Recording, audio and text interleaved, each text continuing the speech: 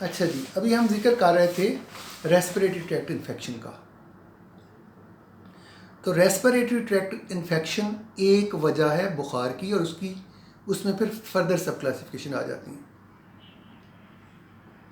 اس کے علاوہ جو ایکیوٹ فیبرائل النس ہے، اس کی وجہ آپ کا پیٹ گیسٹرو انٹرائٹس، یعنی جس کو گیسٹرو کہتے ہیں، لوز موشن، پیٹ میں درد، گیسٹرو، وہ ہو سکتا ہے. اس کے علاوہ ملیریا ہو سکتا ہے ایکیوٹ فیبرائل النس کی وجہ. اس کے علاوہ ٹائیفائڈ ہو سکتا ہے، انٹیرک فیور.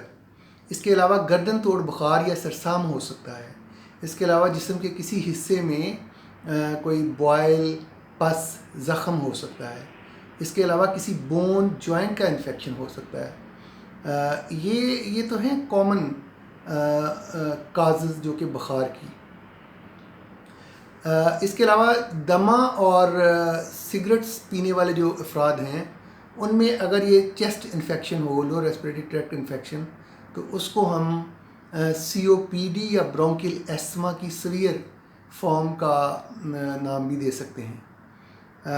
اب یہ باتیں کئی دفعہ یہ ہوتا ہے کہ یہ سارے انفیکشن تو کسی جگہ میں ہوتا ہے، لیکن یہ انفیکشن کئی دفعہ ان اعضاء سے ہو کے تو یہ بلڈ میں جراثیم چلا جاتا ہے، جس کو اگر بیکٹیریا بلڈ میں گرو کریں اور ساتھ میں علامات بھی ہوں تو اس کو ہم سیپسس کہتے ہیں، جو کہ دنیا میں انسانوں کو مارنے کی بہت بڑی وجہ سیپسس ہے.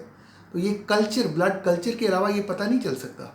اس کے علاوہ آپ کے کڈنی کا انفیکشن، پائلونیفرائٹس اور سسٹائٹس، مثانے کا انفیکشن، اور آپ یا اس کو عام زبان میں اپر اور لوور یورینری ٹریکٹ انفیکشن کہہ لیں. خواتین میں پیلوک انفلامیٹری ڈیزیز. سو یہ ساری وہ وجوہات ہیں جو بخار کی وجہ بن سکتی ہیں.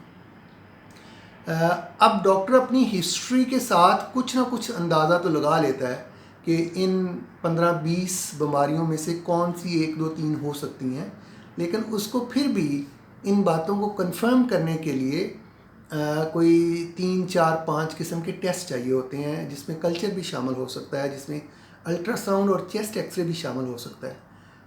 تو یہ امپورٹنٹ ہوتے ہیں. صرف اور صرف یہ جو وائرل اپر ریسپریٹری ٹریکٹ وائرل انفیکشنز ہوتے ہیں، وہی ایسی چیز ہے جو کہ بغیر انویسٹیگیشن کے ہم اندازہ کر لیتے ہیں. لیکن یہ جو سیریس قسم کے وائرسز ہیں، یہ بھی ٹیسٹوں کے بغیر پتہ نہیں چل سکتے.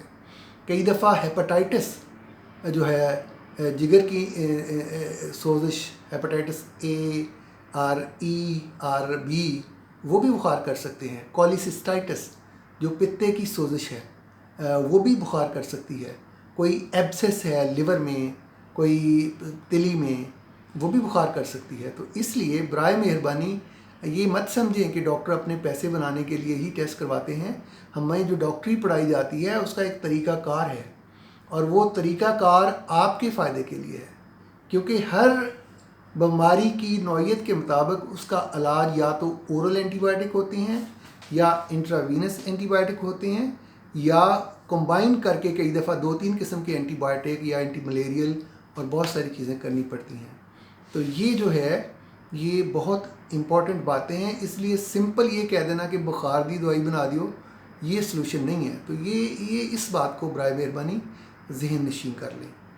تو یہ پارٹ 2 ہے. اس کے بعد ابھی میں نیکسٹ جو ہے وہ پائریکسیا آف ان نون اوریجن پر بات کروں گا. شکریہ. اللہ حافظ.